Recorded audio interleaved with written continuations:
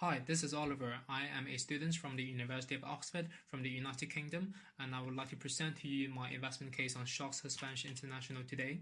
My recommendation would be to invest in SHOX with a maximum price of $40 million at 5.28 EV/EBITDA and exits in 2025 at a multiple of 6.28. This will generate an internal rate of return of 34.8%. In terms of the business, SHOX is a mountain bike suspensions manufacturer, and it has a great reputation and has ambitious plans to expand into the powered vehicle suspensions, which will involve off-road vehicles suspensions production. The industry is showing very robust growth and is predicted to do so in the future. In terms of the rationale for the multiple expansion, I look at the comparable companies. So the current business model is most similar to the Tenneco, LCI Industries, KYB Corporation, and Thor Industries. And after incorporation of the new off-road vehicle segment, Polaris can be added to the list, and that will cause an increase of the EV/EBITDA multiple to 6.28. In terms of the transaction, I will go through the model assumptions in a minute in the Excel model, but overall it shows very promising growth in the future, including and especially the rising EBITDA margin, which more than doubles from 2018 to 2025 at 24.1%. In terms of the valuation, we are entering at a lower end of the valuation football field at $172 million. DCF tends to be a overvaluation methodology in this case, especially the revenue growth is very high. In terms of the return analysis, the bear case still shows a 25.1% upon exit in 2025, and that satisfies the civil lane management requirement of more than 25%.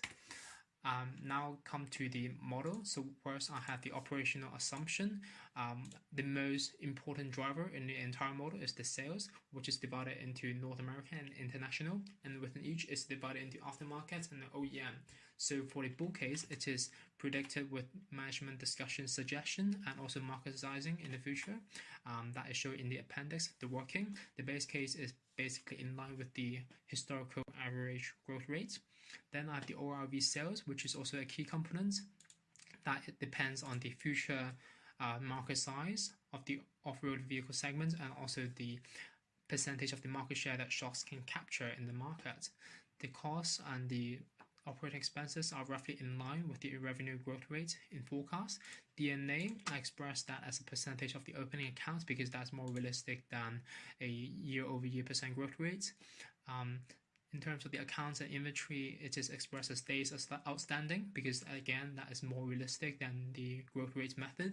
For CapEx, management states that they will invest in $10 million over the next 3 years, and I expect that to ramp up afterwards because there will be international expansion and more production of the facilities.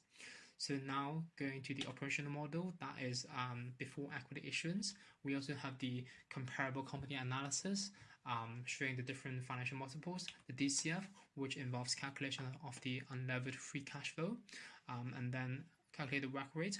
Note that the market risk premium is what I refer to the Dow Jones Index because I think that's relevant minus the risk-free rates. The working is shown in the appendix. Also, there's a country risk premium since we are expanding internationally, and there will be a risk associated with that. And then I discount the terminal value and the future free cash flows into the present value and arrive at the intrinsic value, and that shows a pretty high premium over the current market value since the CF is really sensitive to the assumptions. And then we have the football field that summarizes all the valuation methodologies and its outputs, and lastly the IRR model, which shows our return. So first we have the inputs, and then there is the income statement, and all the items are modeled by the historical period item times 1 plus the growth rate in the assumptions, and these are true for most of them. And then we have the balance sheet. The cash flows from the cash flow statements.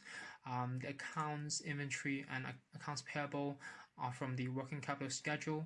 The PPE as well. The goodwill stays constant, and the intangibles is from the schedule as well. That is being repaid, and that's part of the assumption. The equity capital takes into account of those 40 mil. Retained earnings is the previous period plus the net earnings this period. And lastly we arrive at the IRR of 34.8% and also the proceeds that civil lane will receive.